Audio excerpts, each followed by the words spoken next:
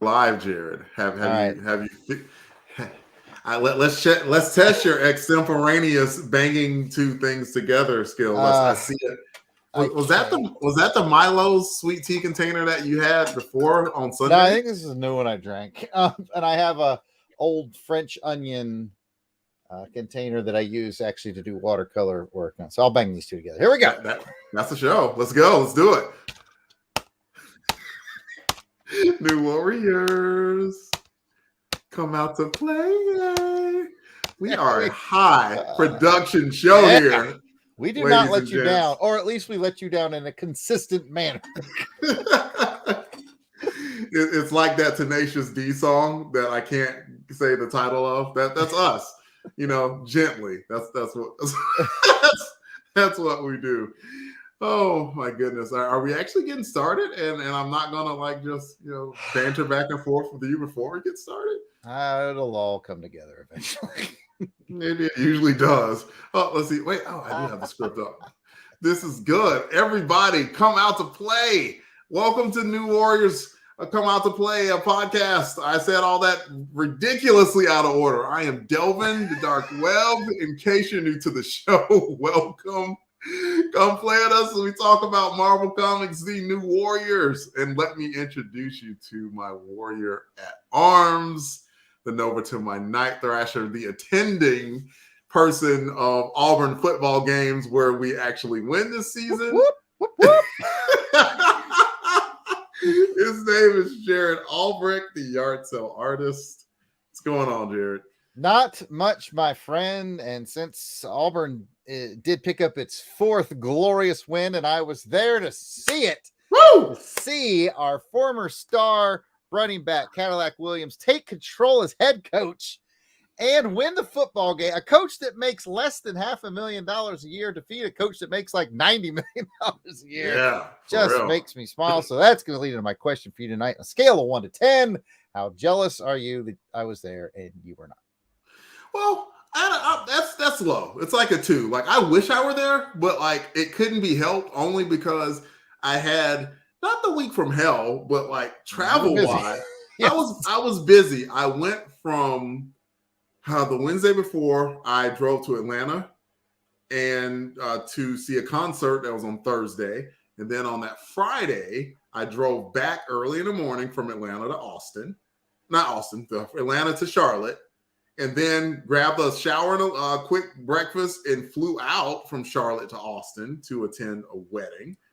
I was there for the weekend, got back in breathing for about a day or so, and then went from Charlotte down to Valparaiso, Fort Walton Beach area for our good buddy John Watson's retirement.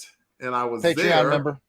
Patreon member, Crusaders Club member John Watson, War Eagle John, and flew back up early Friday morning, of which then I got travel crud. And it was right around that time that good old Matt Epperson, a former classmate of ours, was like, dude, I'm going to be able to make it to the game. Me and Ryan McLean, another classmate of ours, and was like, are you going to come? And I'm like, I wish I could.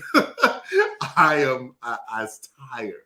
I was powerful tired, and I could not make it. So I just watched the game on TV and was rooting there and was just happy for you. And man, had I driven the 5.5, 6 hours to go there and sit in sub 50-degree weather, I might be dead. I might be dead today. 40-degree weather. Well, there you have it. Delvin's he's been on the road. I'm gonna go ahead and answer a question from the chat from Trey Black.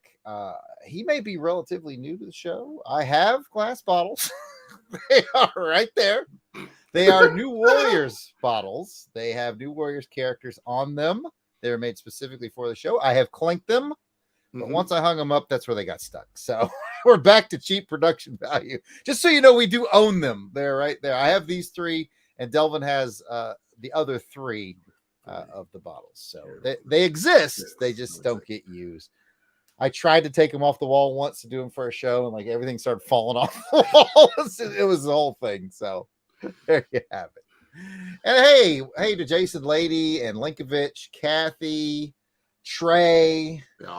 I think that's who's in the chat so far. It's good to see you guys.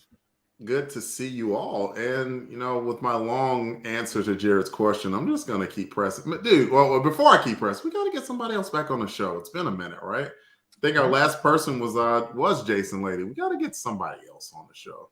You think Pat will want to do it? You think Pat will want to talk Warriors?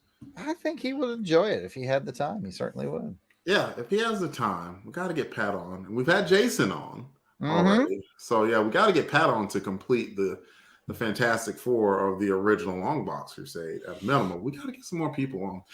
In any event, come out to play as a chronicling of the 1990 series, The New Warriors. The first volume of New Warriors ran 75 issues.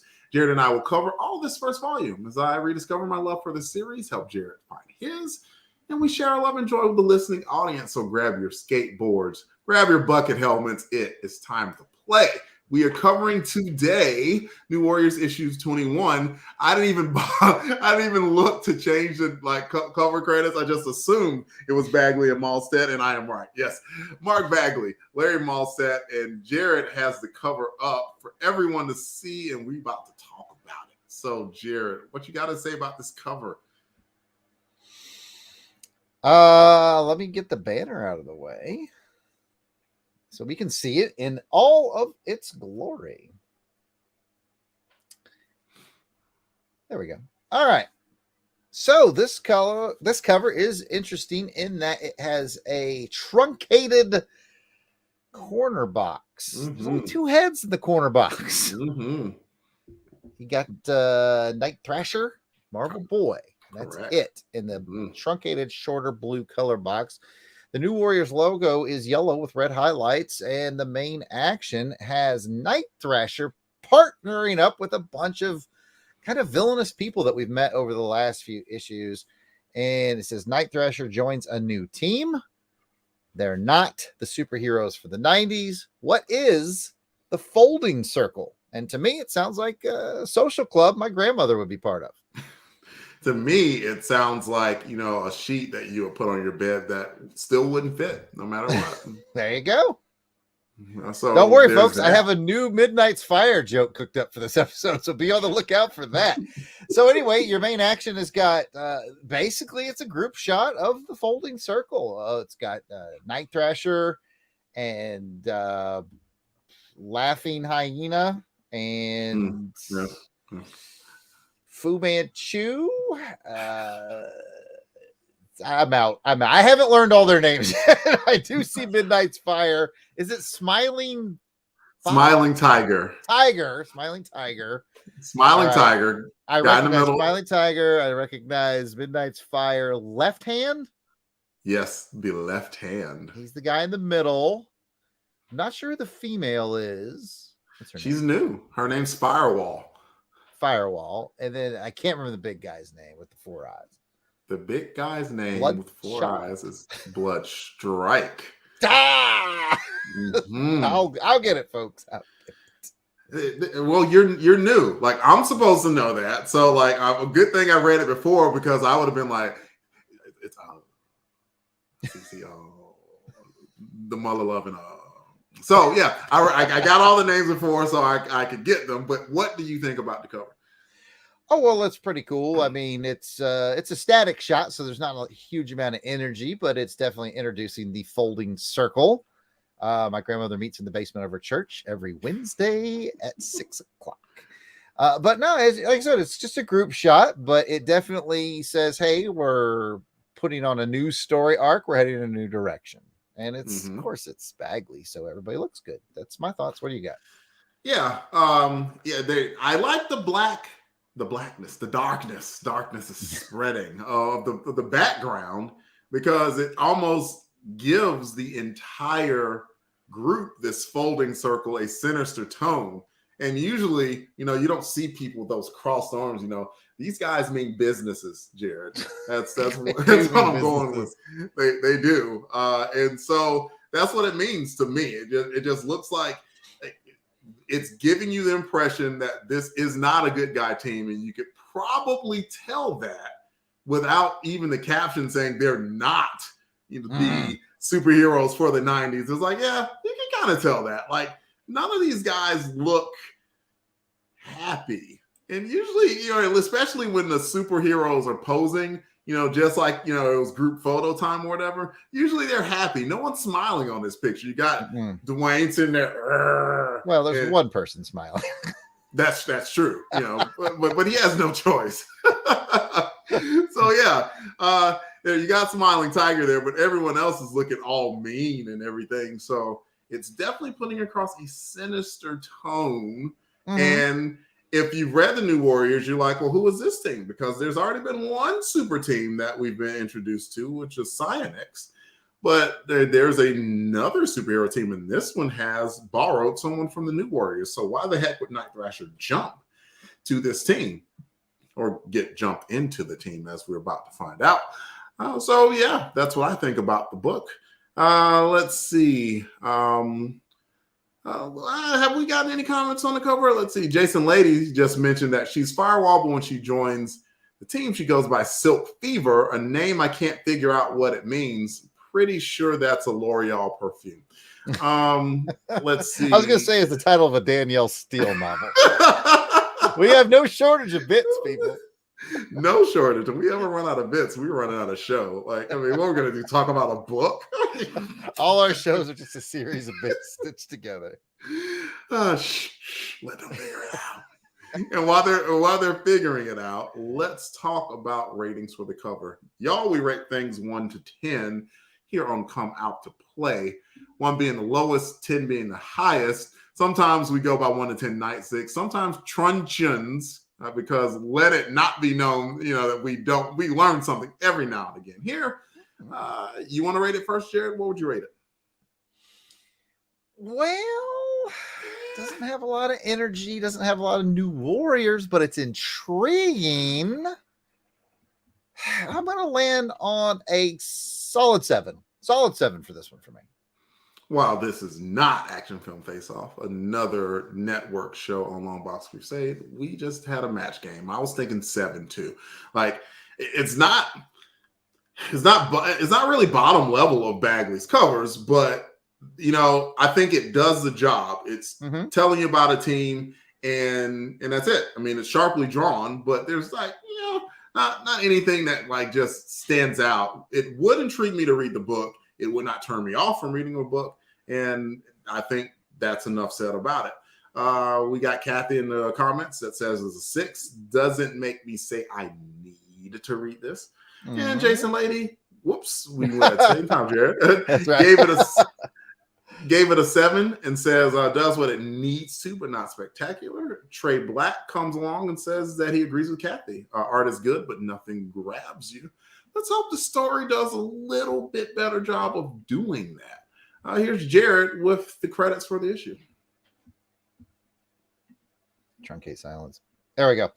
Okay, we are looking at New Warriors numero 28. Its on sale date was January 28th, 1992. Its cover date is March of 1992. The cover price is $1.25. The story is by Fabian Nicieza. Pencils are Mark Bagley. Inks are Larry Malstedt. The colors are Joe Rosas. The letters are Joe Rosen. And the editor is Danny Finger. We got a Joe Rosas and Joe Rosen. Anyway, editor is Danny Fingerworth. All that is from Mike's Amazing World. And with that, I believe Delvin is going to give us the summary.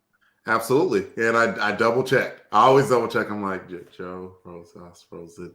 Yes, it's correct. They had double Joe action going on there, which you would appreciate, right? Yeah. Absolutely. Let's go. Synopsis time. The title of this book is The Folding Circle. Appropriately enough, right? Things happened. Wait, that's not it.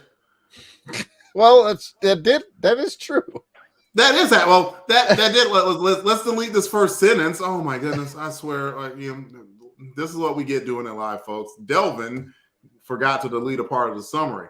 So anyway, things did happen. So it's like the folding circle has completed with Fake Firestar and Night Thrasher. Say it ain't so, bro. The rest of the Warriors rally with Vance, who, if you remember, lashed out at his dad, leaving Mr. Astrovic in the hospital. Things did not get better there as Mr. Astrovic, well, yeah.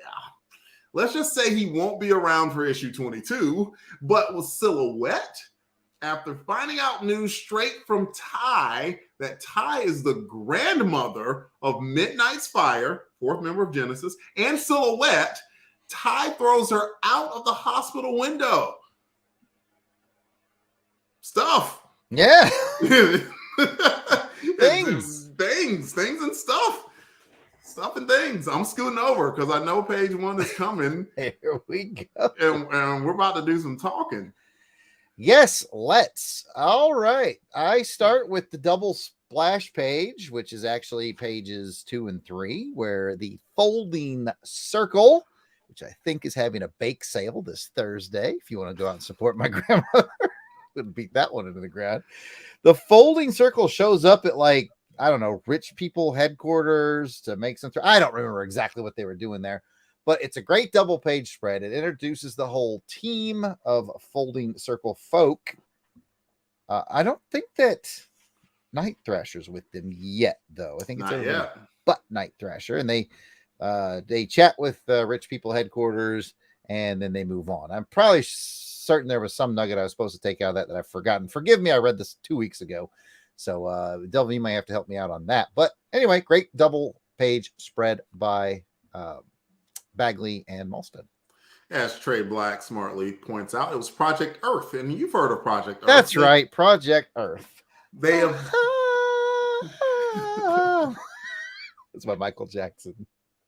Okay. Yeah, I'm with you. I'll try to do better in the future. That's a lie. I won't. Project Earth has been mentioned a couple times. Robbie Baldwin's mom was there. They were using her completely as a dupe, and we're not going to have any problem with offing her until the New Warriors came and saved the day. So we got in touch with them, and they had someone working for them.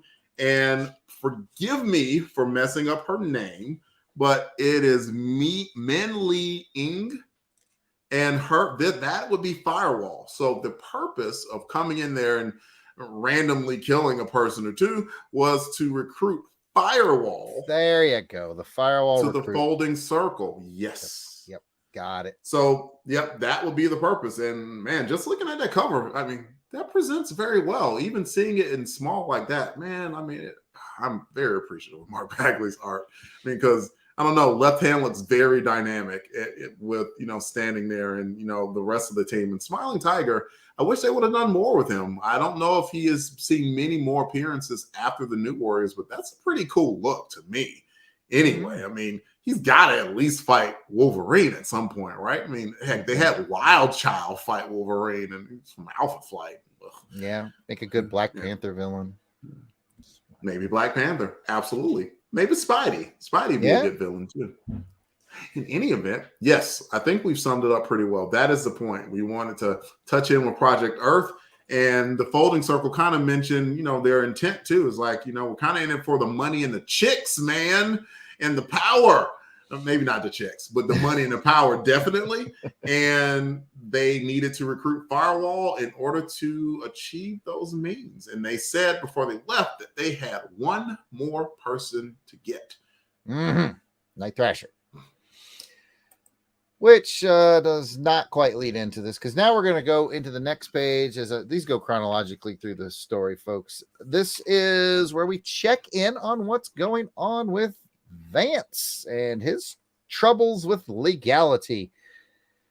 And they are amounting. I mean, he's being guarded by these three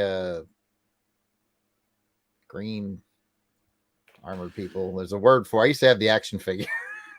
I can't remember either. I want to say AIM, but they're not. I don't think they're AIM.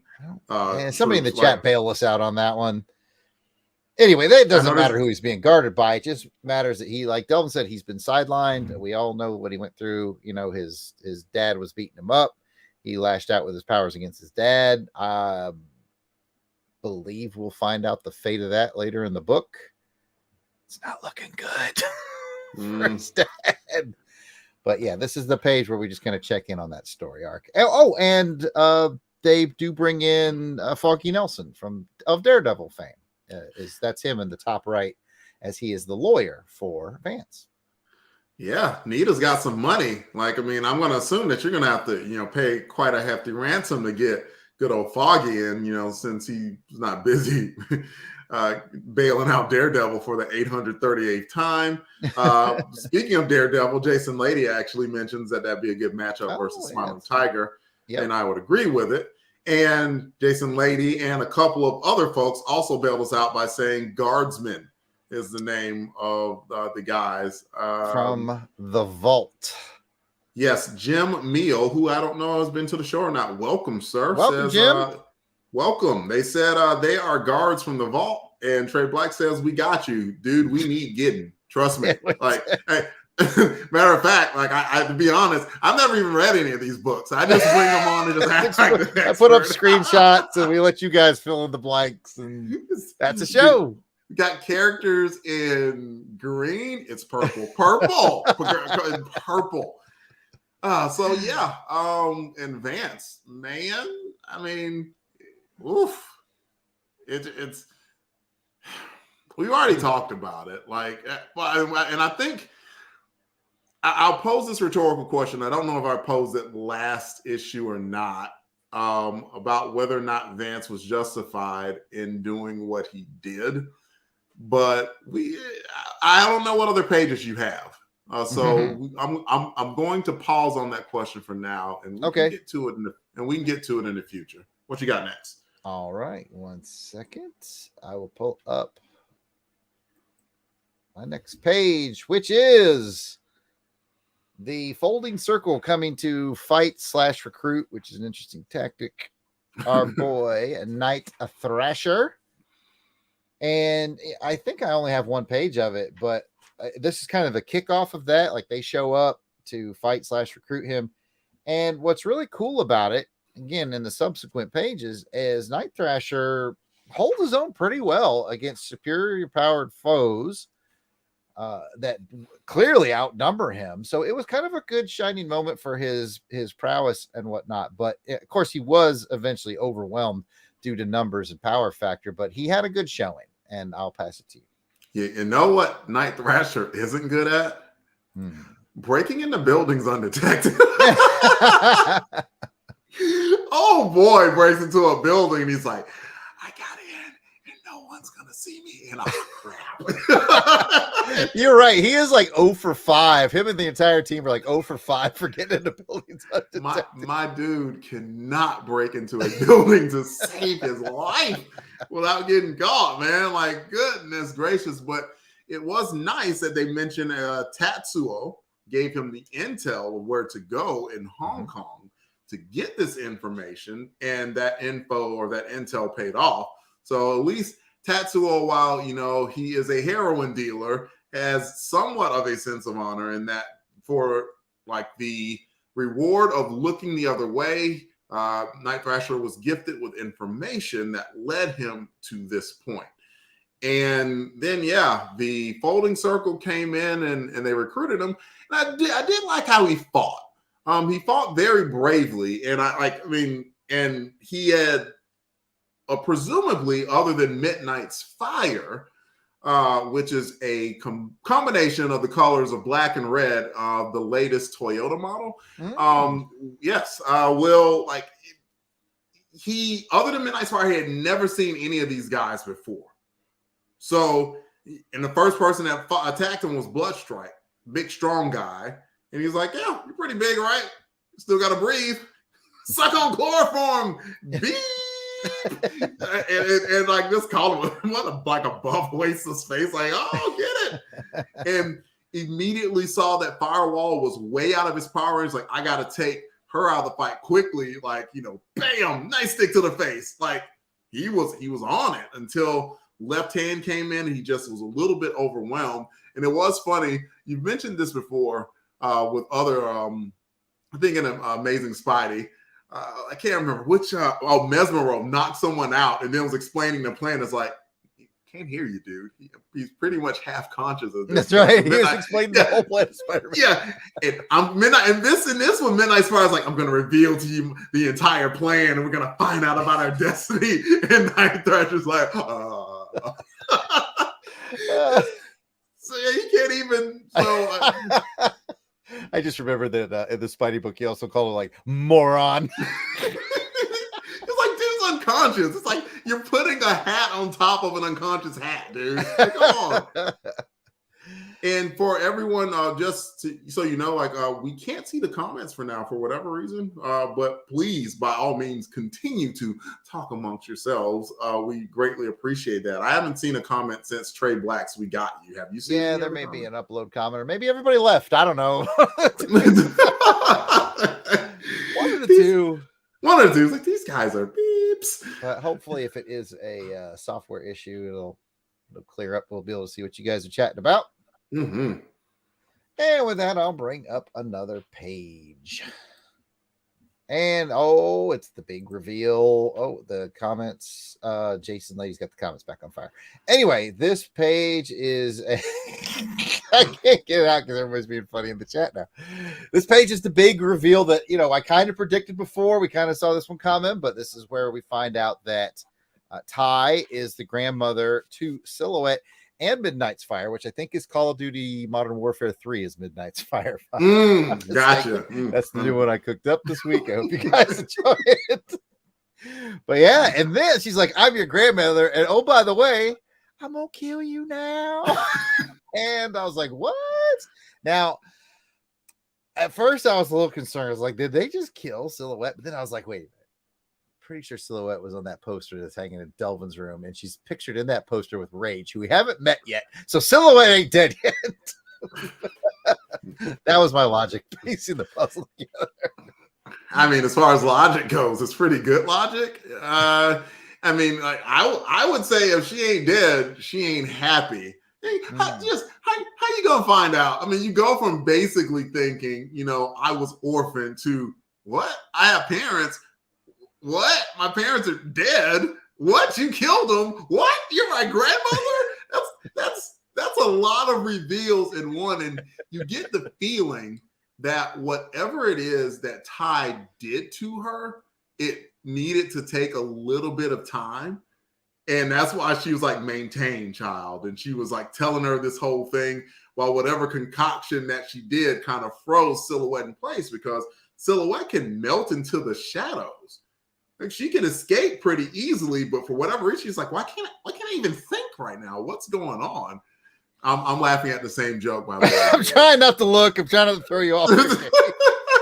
No, it's okay. By the way, for people listening to this, Trey Black says, Delvin and Jarrod, can't you see? Sometimes your bits just hypnotize me, which is very funny. Like, I'm picturing myself now driving like a very fancy car backwards for some reason through a tunnel. And I'm asking all the right questions that allow you to continue the rap. That's Puff Daddy's job. Tell him why, right. Delvin.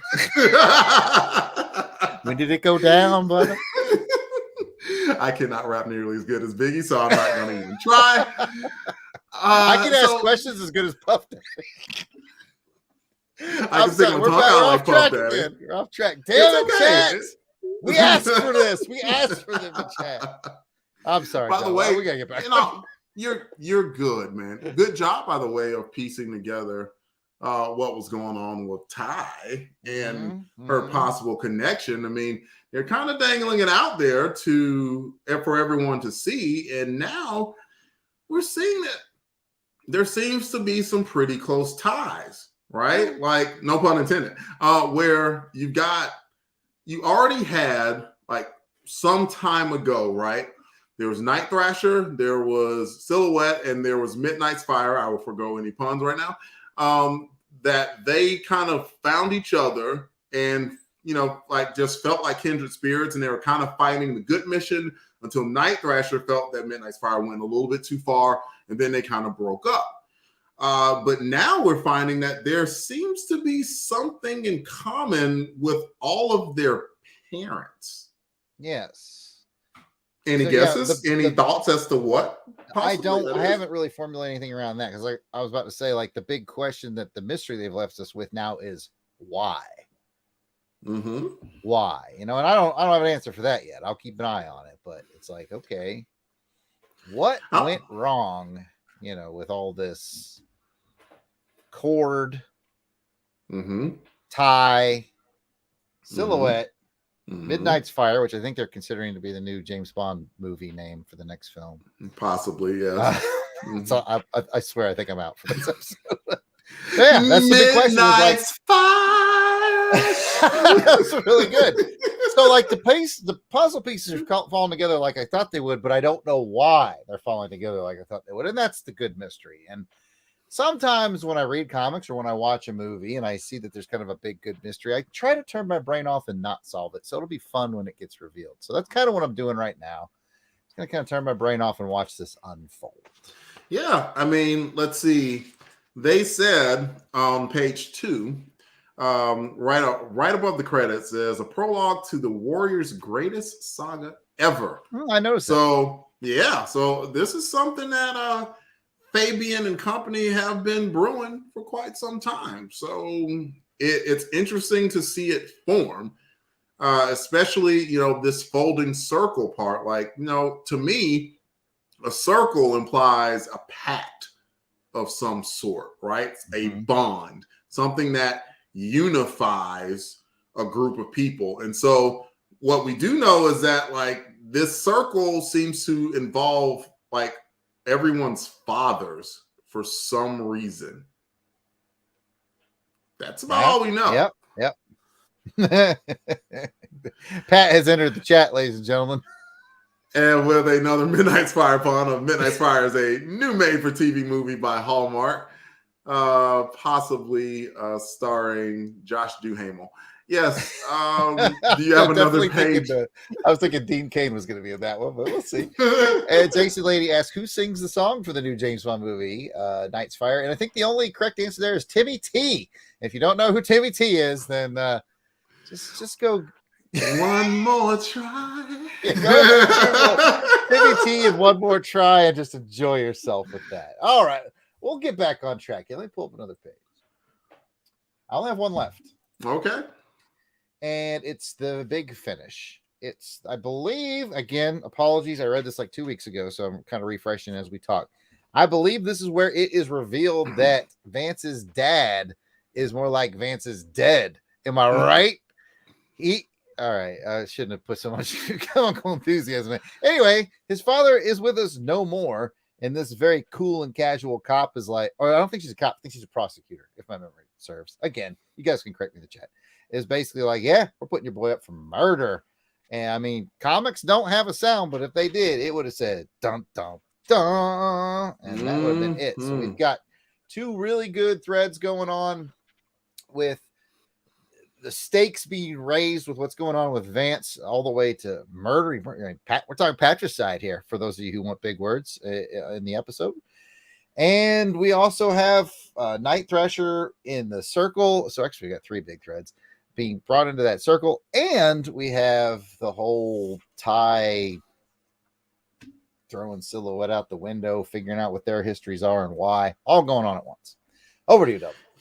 Yeah, quite a bit. And allow me to fill in the blank that Foggy let everyone know that Rachel Dreyfuss is the Ulster County District Attorney. So, yeah, she's the one that's bringing up charges. And all I'm saying is, like, I mean, yeah, she's doing her job, but I kind of don't like her. Like, because she was kind of like, I'm going to use your friend. I'm going to use his friends to get him thrown in jail. Like, really? She did it like that. Look at that one finger pop to the match. Like, this is just day at the office for me. Like, she's did it with sass.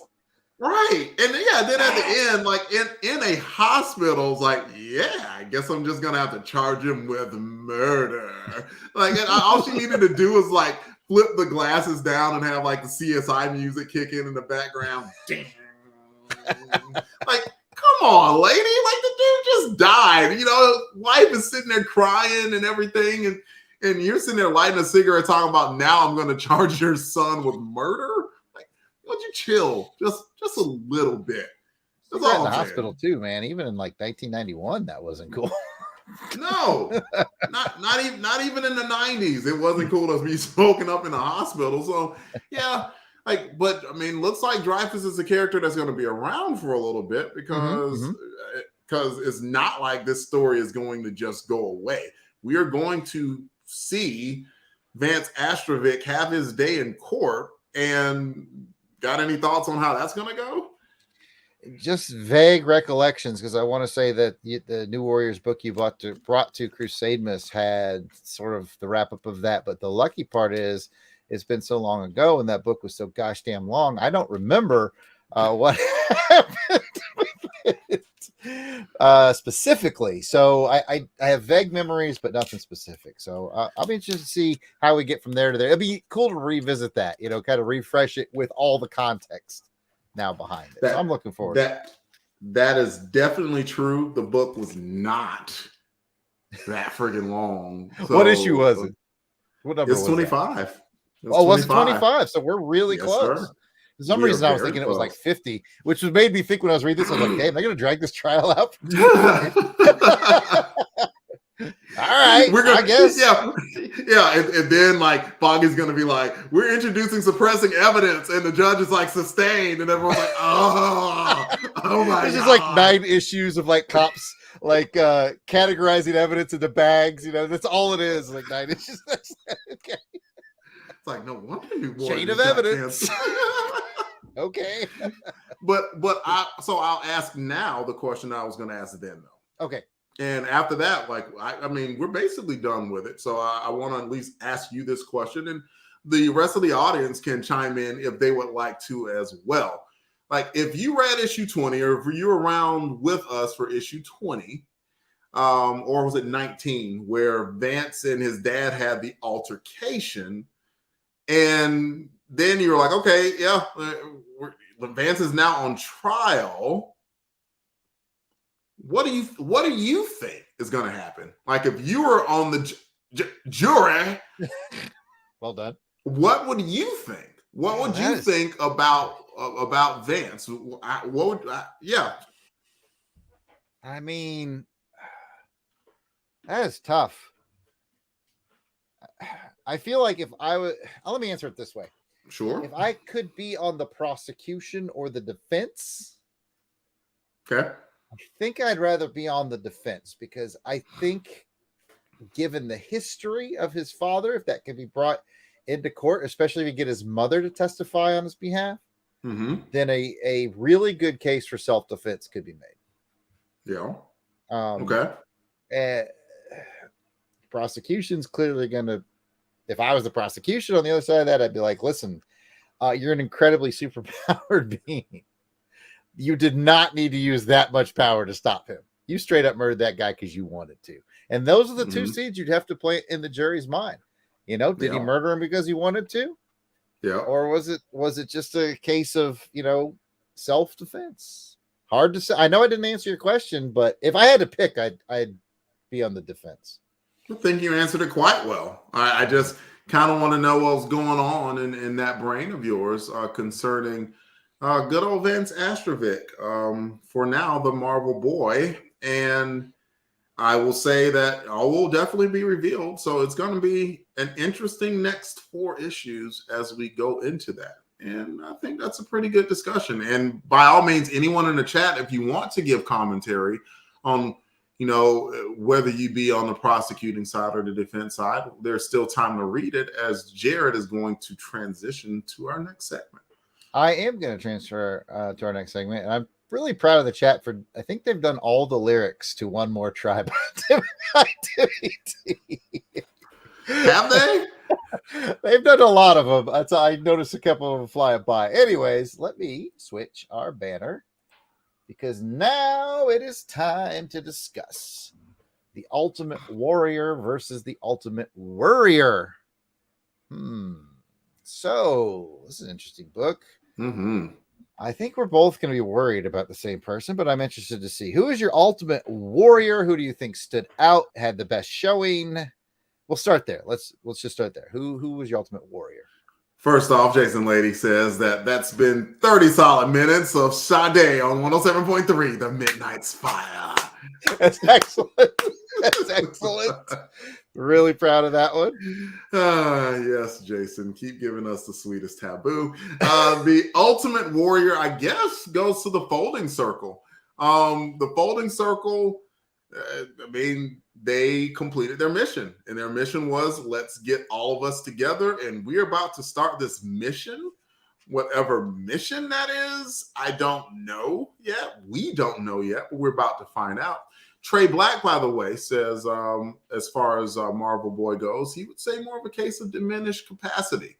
So, yeah, we'll see whether or not that's introduced in later issues or not as we ramp up. I was thinking that same thing. Exactly. I'm not totally Googling what that means right now off screen on my phone. Yeah, that's okay. Diminished capacity. That feels like what I've had ever since I turned 40. For me, about 25. But Jarrod, who would be the Ultimate Warrior for you? Well, since you picked the Folding Circle, I will say Night Thrasher. I mean, he did a pretty good showing. We've said before that he's, kind of the Marvel's Batman. He's rich and he's got tech and he's strategy. Kind of lacks the leadership ability, but then Batman's rough around the edges as far as his leadership ability goes too. And I got to say, he truly showed his Batman stripes on this one. If Batman had stripes, that metaphor didn't land. But by taking on a much more superior group and the numbers and holding his own for quite a while, he did well. He did as well as anyone could with his power set against their power set and their numbers. So I was impressed. So I'm going to give it to Night Thrasher. That's true, especially since his power set is he ain't got no powers. Oh, so yeah, there is that. Okay, what so about Ultimate Warrior? Yeah, Sorry, I'm taking your bit. Yeah, that leads us to Ultimate Warrior. I mean, it's got to be Vance, right? We're all worried about Vance, or are we worried about Silhouette? You know what? Let me not put words in your mouth. You tell me who you're worried about. I was thinking Sil, like. I mean, she had some ish dropped on her, right? And then she got dropped. Like, and then she got dropped. It's like, I mean, that was like, there's this, I don't know if you know the group Bastille, but there's like this loop of like TikTok that was emotional damage. That's what she went through. Like, what the heck? You can't find out that the parents that you thought like basically were in existence. Now they're not in existence. And this evil lady in front of you is your grandma. And then she blasts you out the window. Like, good grief. Oh, damn it. I was just about to use the defenestration for a big word, and Trey beat me to it in the chat because I was just cooking that up too. Damn it. What in the heck does defenestration mean? That means to throw something out of a window. Oh. Man, I was gonna break. Thank you, Trey Black. It's gonna look so awesome. But yeah, man, she got defenestrated. The root word being the German word Finster, which is glad. And never mind. Great. Actually, I'm very proud of you, Trey. I appreciate it, and I'm glad you're here in the chat. But yeah, man, since you took Sil, I'll take the obvious Vance. If you just read 21, you might think that Sil is dead, so her problems are over. But like I said, I pieced together that poster and figure she's probably not. But meanwhile, Vance is in a what some would call a sticky wicket. Quite. Got a prosecutor that's clearly out to get him, make an example of him. Yeah. He's in a kind of a double wicket himself because he's got some major legal problems on top of the fact that he's dealing with the fact he just killed his father. There's that too. And he didn't even really want to, or did he? I don't know. That's for the prosecution to prove, but it's a tough spot for him. So, yeah, I don't think he was playing the Timothy Dalton, James Bond, more like a problem eliminator. I don't think he was either, but yeah, not the happiest tale right now for Vance. So yeah, very good reasons to be worried about him. And man, that's an awesome cliffhanger for next issue. But first, we've got to rate the book 1 to 10. where are you on New Warriors 21? Please comment in the chats and use big vocabulary words if you would like to, folks in the chat. We've had a very smart crowd tonight. 1 to 10, what would you rate New Warriors 21 as the prologue to the most epic New Warriors tale of all time? Still mad I didn't bring up defenestration earlier in the show, but on a 1 to 10, man, this book's got a lot of intrigue. What it doesn't have a lot of is New Warriors action. In fact, Night Thrasher is the only one in action in the whole thing, unless you count getting chucked out of a window, and that's more like reaction. So it's a great setup, though. I'm going to give it a solid 9. I mean, it's peeking around the corner at a 10 because of the amount of intrigue that it had, but I'm going to give it a solid 9. That is a high compliment when you think about comics in general, and there's always a setup issue. Like you said, this is the setup issue. To get a 9 on your setup is dang impressive. Yeah. And I'm at an 8. I think it was really good. Like, there's no way that if you read this book that you're not going to pick up 22. Because there's too many good cliffhangers. Like, Silhouette thrown out a dang window. And what the heck is this folding circle? Why do they need Night Thrasher? And, is Vance going to get thrown in jail? Does that happen to a superhero? Superheroes don't get thrown in jail. What in the heck's going on? There's some really intriguing things that are going on. And based off of what's been introduced, you get the feeling that it's not going to just end up nice and neatly tied in this bow at the end of it, like you might expect out of maybe some higher caliber characters book. You know what I'm saying? That alone has me very intrigued. It's at an 8. I could have given it a 9 myself, but I'm going to land at an 8.